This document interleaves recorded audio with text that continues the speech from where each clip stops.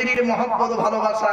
আল্লাহর নবী বলেছেন স্বামী তার স্ত্রীকে 3 জায়গায় চুমা দেবে। চুমা এক নাম্বার হলো কুব্বালাতুল আইনাইনি, 2 চোখের মাঝখানে চুমা দেবে অর্থাৎ কপালে চুমা দেবে। 2 নাম্বার হলো কুব্বালাতুল খাদ্দে, গালে চুমা দেবে। 3 নাম্বার হলো কুব্বালাতুল ইয়াদি, হাতে চুমা দিবে। হাতের কোন জায়গায় চুমা দিতে হয় এ বোকারা বোঝে না, এই জায়গায় চুমা দেয়। ওরে এই জায়গাতে চুমা দিতে হয়। এখানে 19টা রগ আছে। কটা 19টা রগ আছে। দয়া মায়া মমতা ভালোবাসা ভক্তি শ্রদ্ধা সম্মান সব আল্লাহ জড়িয়ে রেখেছে এই জায়গায়। স্বামী স্ত্রী যখন এই জায়গায় চুমা দেয় আল্লাহর রহমত ও মহব্বত ও ভালোবাসা বেড়ে যায়। এই ওয়াজটা করেছি মুর্শিদাবাদে। একটা বুড়ো তাকবীর দিচ্ছে, লিল্লাহি তাকবীর লিল্লাহি তাকবীর। তখন পাশে আরেকটা বুড়ো বলছে ভাই তুই চিল্লাচ্ছিস কেন?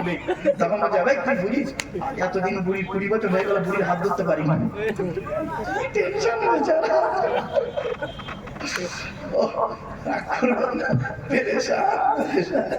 আমার বাপেরা চলে। এরপরে বলা হয়ে যায় স্বামীরা, দেখেছেন এই তো শ্রোতা আমার নাকি নেই। এরপরে বলা হলো এই স্বামীরা তোমরা যেমন খাবে স্ত্রীদের তেমন খাওয়াবে, তোমরা যেমন করবে স্ত্রীদের তেমন পরাবে। তা বলে প্যান্ট গেঞ্জি পরাবে ওটা বলতে যাই না বাবা। শুধু তাই নয়, এরপরে বলা হয়েছে স্বামী স্ত্রীর মহব্বত ভালোবাসা, আল্লাহ দেয়া নিয়ামত ভালোবাসা। এজন্য স্ত্রীকে ভালোবাসবেন, স্ত্রীকে ভালোবাসা দেবেন। আপনার স্ত্রী আপনার মুখের পানে চেয়ে সব কিছু ছেড়ে চলে এসছেন, অতএব স্ত্রীর প্রতি অত্যাচার অবিচার করবেন না। তাই আপনাদেরকে বলে যাচ্ছি, অনেক মেয়ে ছেলে মনে করছে হায় হায় সর্বনাশ হয়ে গেল। আরে মহব্বত ভালোবাসা বেড়ে যাবে শুনে রেখে দিন। মেয়েদের একটা অভ্যাস খারাপ কি জানেন? শুনে নিন, আর একটা অভ্যাস বেরিয়ে বললো, রাগ করবেন না। মেয়েদের আর একটা অভ্যাস শুনুন, স্বামীর মন পাওয়ার জন্য স্বামীর বিরুদ্ধে খালি যত রকমের তাবিজ তোবাজ এটা ওটা করে। ঠিক না বেঠিক? স্বামীর মন পাওয়ার জন্য। এই মা বোনেরা শুনে নাও, আজ আমি একটা মারাত্মক তাবিজ শিখিয়ে যাচ্ছি। স্বামী স্ত্রী যখন ঘুমাবি একটি মাত্র লম্বা বালিশ ব্যবহার করবে। আর স্ত্রী যদি ওর মাথার লম্বা চুলটা ওই বালিশের উপরে বিছায় দেয়, আর স্বামী যদি স্ত্রীর চুলের উপরে মাথা রেখে ঘুমায়, ওই স্বামী ওই মুহূর্তে জীবনে কোনোদিন অন্য কোনো মেয়ের কথা ওর মনেই আসবে না। এই ওয়াজটা শোনার পরে আমার মা বোন যারা ওয়াজ শুনছে বসে বসে মনে মনে বলছে মারুফ ভাই তুই এবার বাড়ি যা, ওদের ঘরে আসতে দে, চুল গলায় ধরিয়ে দেবো যা পারিস করবো। রাগ করো না বাপ। এই জন্য বলে যাচ্ছি কোন মেয়েকে বৌমা করবেন। কটা গুণ ছিল? 6টা গুণ মাথায় রাখেন, ভুলে যাবেন না। এবার আসছে আল্লাহর নবী তার মেয়েকে কি দিয়েছিলেন। আপনি আপনার মেয়েকে কি দিয়েছেন? আপনি আপনার মেয়েকে দিয়েছেন কি? খাট, গদি, ড্রেসিং টেবিল, আলমারি। খাটের সঙ্গে 2টো ছোট ছোট মাথার বালিশ, বিশাল বড় একটা ঠ্যাং বালিশ, এই দিয়ে পাঠিয়ে দিলেন। আর নবীজি তার মেয়েকে কি দিয়েছিলেন? ফাতেমা কি, চলুন একটু দেখে নিন। একটি কম্বল, একটি পানির কলসি, একটি জাতা, 2টো জামা, একটি খেজুর পাতার চাটাই। আর কি দিয়েছিলেন? আর দিয়েছিলেন একটি মাত্র চামড়ার বালিশ। কটা চামড়ার বালিশ? একটা। আর আপনি কটা দিয়েছেন? 2টা। এবার ভাবুন, আপনি নবীর কথাবার্তা মেনেছেন। নবীজি 2টো দিতে পারতেন না? নবীজি জানেন আমার কলিজার টুকরা ফাতেমা আমার জামাই আলী এক বালিশে মাথা রেখে ঘুমাবে, আল্লাহর রহমত মহব্বত ভালোবাসা আল্লাহ বাড়িয়ে দেবে। চলুন এগিয়ে যাচ্ছি। এবার আপনি আপনার মেয়েকে কি বলে শ্বশুর বাড়ি পাঠিয়েছেন? দেখবেন বিয়ের দিনে, আপনাদের এলাকায় বিয়ে কেমন হয় জানি না, আমাদের এলাকার বিয়েটা বলছে আপনাদের সঙ্গে মেলে কি দেখুন। বিয়ের দিনে বরের গাড়ি এলো, আরো বরযাত্রীরা এলো, খাওয়া দাওয়া করে বরযাত্রী সব পালিয়ে গেল। বিকেল বেলা বর করে কি, এই মেয়ে বিয়ে পড়ানো হচ্ছে, বিয়ে পড়ানো হয়ে গেল। বিয়ে পড়ানো হয়ে যাওয়ার পর বরের গাড়িটা থাকে, মেয়েকে আর মেয়ের সঙ্গে একটা মেয়েকে পাঠিয়ে দেওয়া হয় শ্বশুর বাড়ি।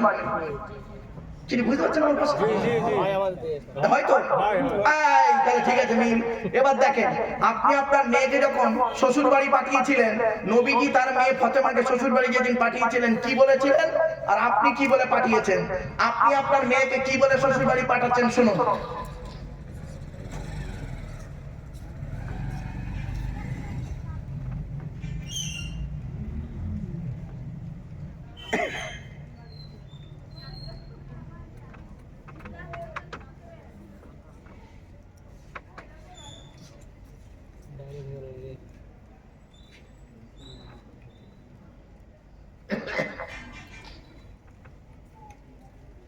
ঠিক আছে, মেয়েকে শ্বশুর বাড়ি যখন পাঠাচ্ছেন আপনি কি বলে পাঠাচ্ছেন? মেয়েটি কাঁদছে, মেয়েটি খুব কান্না কাঁদছে, কাঁদে না ভাই? আরে ভাই বলুন না, কাঁদছে। প্রথমে ভাইয়ের গলা জড়িয়ে কাঁদলো, তো ভাই বোনের গলা জড়িয়ে কাঁদলো, তারপর মায়ের গলা জড়িয়ে কাঁদলো, অবশেষে বাপের সঙ্গে মেয়ের একটা অন্তরের টান, বাপের গলা জড়িয়ে কাঁদছে। বাপ কি বলে সান্ত্বনা দিতে শুনুন, কাঁদিস নি মা, কাঁদিস নি, আমরা কাল সকাল সকাল যাচ্ছি। তুই সকালবেলা কি করবি ভাই? তুই সকালবেলা কি করবি? আর নবীজি কি বললেন শোনেন, এই যুবক বন্ধুরা, তোমরা এরকম করো না কোনোদিন। নবীজি কি বলেছেন তার মেয়ে ফাতেমাকে? মা ফাতেমা যেদিন শ্বশুর বাড়ি আলীর বাড়িতে যাচ্ছেন, সেই দিন নবীর কাছে এসে বলছেন, আব্বা জান, আজ তো আমার মা নেই, আমি আজকে স্বামীর বাড়ি যাচ্ছি, কেমন করে থাকবে একটু বলে দিন। আল্লাহর নবী বললেন, ফাতেমা, একটাই কথা তোমাকে আজকে বলে যাচ্ছি, শুনে নাও। আমি তোমার বাপ বলছি, আমি তোমার বাপ মুহাম্মদুর রাসূলুল্লাহ সাল্লাল্লাহু আলাইহি সাল্লাম বলছি। ফাতেমা শুনে নাও, একটাই কথা তোমাকে বলছি, আলীকে দ্বিতীয়বার ডাকতে যেন না হয়। আলীকে দ্বিতীয়বার ডাকতে যেন না হয়। তার মানে কি? এক ডাকে সাড়া দেবে। কিছু বুঝতে পারছেন আমার ভাষা? এক ডাকে সাড়া দেবে। ফাতেমা যতদিন বেঁচে ছিলেন পৃথিবীতে, জীবনে কোনোদিন আলীকে দ্বিতীয়বার ডাকতে হয় নাই। একদিনের একটা ছোট্ট ঘটনা শুনি, ছোট্ট ঘটনা। হযরত আলী রাদিয়াল্লাহু তাআলা আনহু করেছেন কি, নবীর দরবার থেকে বাড়ি এসেছেন, গভীর রাত হয়ে গেছে। ফাতেমা বলে একবার ডেকেছেন, সঙ্গে সঙ্গে লাব্বাইক বলে দরজা খুলে দিয়েছে, লাব্বাইক বলে দরজা খুলে দিয়েছে। তো আলী ফাতেমাকে বলছে, ফাতেমা, তোমার সম্মান অনেক বেশি, তুমি নবীর কন্যা, আমার জন্য রাত জাগতে হবে না, তুমি খেয়ে হাসান হোসেনকে খাইয়ে তুমিও ঘুমিয়ে পড়ো। ফাতেমা কি বলেছিল জানেন? শুনে নিন। এই মা ফাতেমারা, মেয়ে ছেলেরা ভালো করে শুনে নাও। ফাতেমা বলেছিলেন সেই দিন, এটা হলো আমার মায়ের স্বভাব, বাপের অর্ডার। কি বললো? কি বললো? মায়ের স্বভাব, বাপের অর্ডার। তখন আলী তো চমকে গেছে, মায়ের স্বভাবটা কি আর বাপের অর্ডারটা কি? ফাতেমা একটু বলবে? ফাতেমা বলছেন, আমরা হলাম 4 বোন, আমরা 4 বোনকে আমার আম্মা জান খাদিজা করতেন কি আমি নিজে চোখে দেখেছি।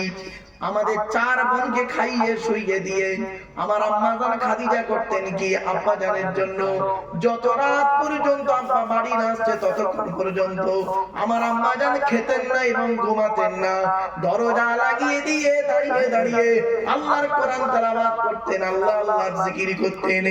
যতবার এসে আমার আব্বা জান খাদিজা বলে একবার ডাকতেন, লাব্বাইক ইয়া রাসূলুল্লাহ বলে দরজা খুলে দিতেন। আমি এই অভ্যাসটা মায়ের থেকে শিখে নিয়েছি। বুঝতে পেরেছেন? আর আপনি কি করেছেন? আপনি কি করেছেন?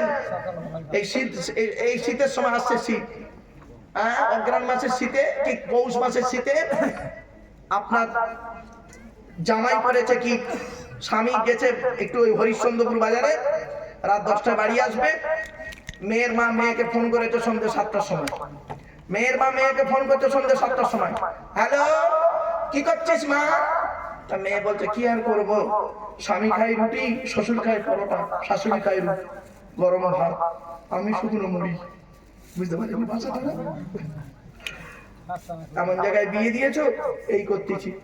তখন মেয়ের মা মেয়েকে, আমি বলেছি না বেশিরভাগ মেয়ের সংসার নষ্ট হয় মেয়ের মায়ের কান ভাঙানিতে, মনে পড়ছে? কথাটা মিলিয়ে দিই। মেয়ের মা ফোনে বলছে মেয়েকে বলছে, কেন? জামাই কটায় বাড়ি আসে? ওই আসে রাত 11টা 12টার দিকে। তখন এই শীতকালে জামাই রাত 12টায় বাড়ি আসে, তুই এক কাজ করবি, সন্ধ্যে 7টার সময় রান্না করে একটু ঘুমিয়ে পড়বি।